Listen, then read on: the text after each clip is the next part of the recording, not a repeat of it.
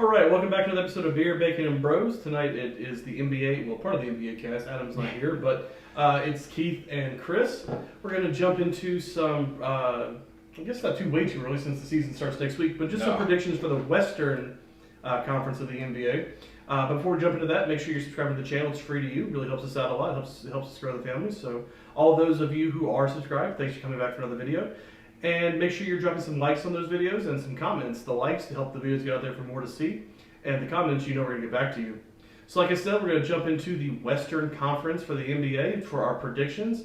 Currently the leader to, or I shouldn't say the leader, but the best odds on favorite to win the West is again the Nuggets, since coming off that big championship against Miami this past year. I mean, I don't see why anybody would really go up against them. I mean, I don't think they really lost anything. They didn't really add anything, but they really didn't add anything because they already have a championship caliber team.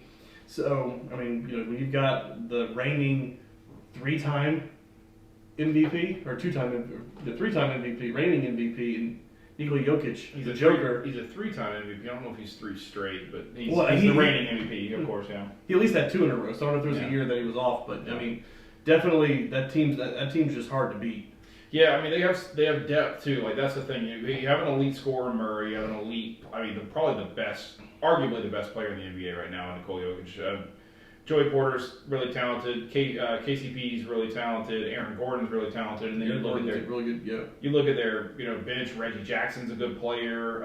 They have DeAndre Jordan as well. Yeah, to back up old Joker. Yeah, so I think they're built on who they are. Not a flashy, team, but they're a defensive-minded team that's going to stop you from scoring, and they're going to be able to get their points when they need to. Yeah, and then like I said, when you look at the NBA right now, where there's still there's big threes anymore, but there's at least two star players on every quality team there, and they have theirs with Murray and Jokic. So absolutely, odds-on favorite for them, sure. I was a little surprised at how the rest of this fell.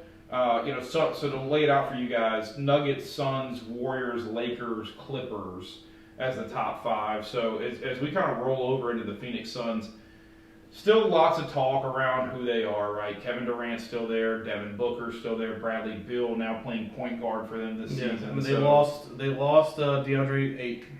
DeAndre Ayton. Yes, I mean they lost Ayton in that he was part of that 3-team trade that sent Dame Lillard over to Milwaukee, which we talked about in our last video, so if you haven't seen it, make sure you go watch that video as well. But so they did lose DeAndre Ayton, but they did gain Bradley Beal. They still have Devin Booker, and they still have KD. So I mean, they have a decent team. My question is how well are they going to be able to run that offense without Chris Paul being there to facilitate the ball and facilitate that offense? Yeah, I think that's the thing that I'm interested in.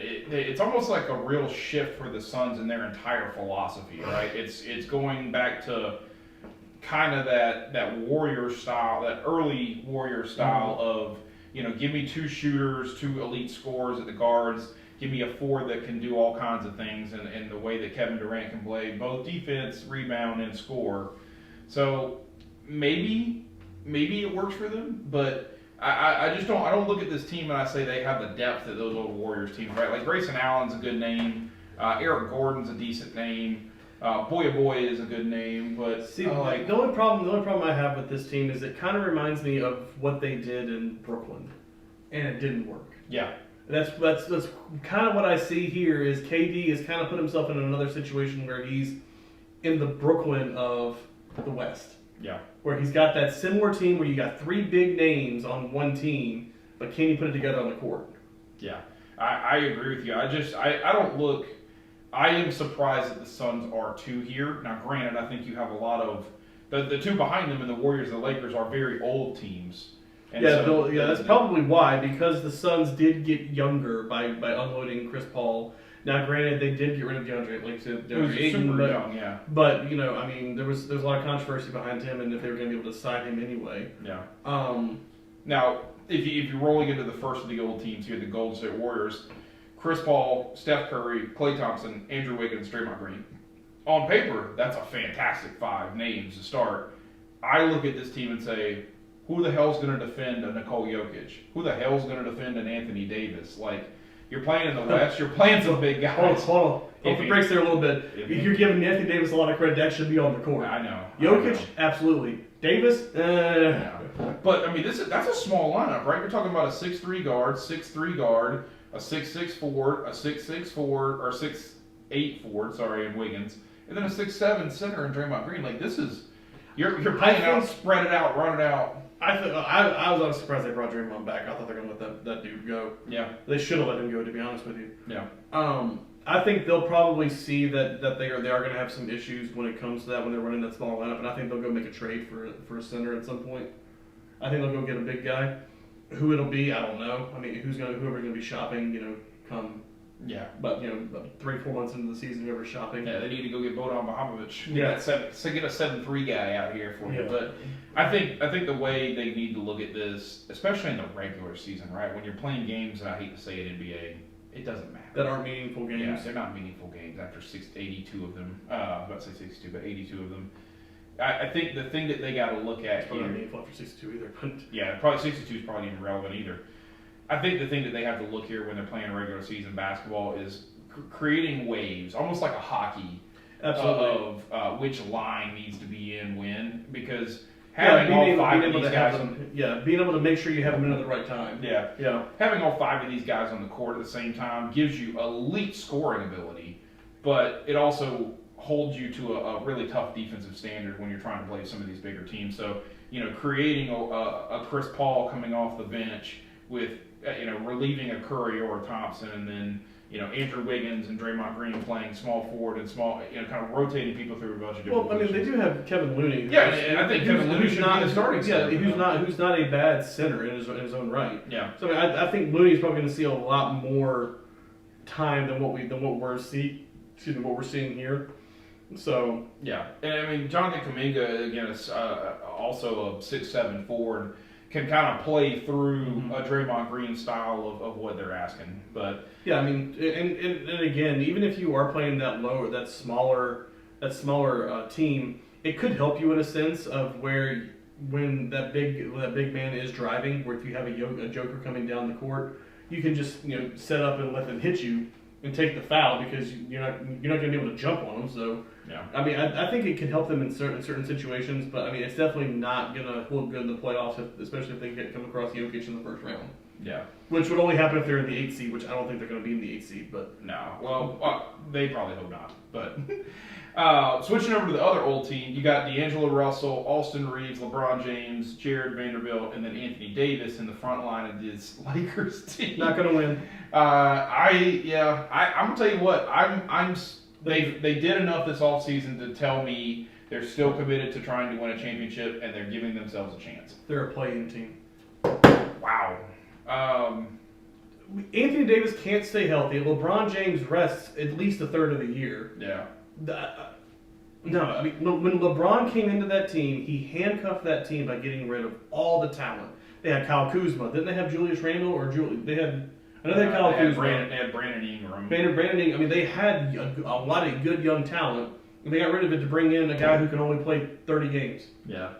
I get it. I mean, he only plays 30 games, so what does it matter? Yeah, I get it. I do.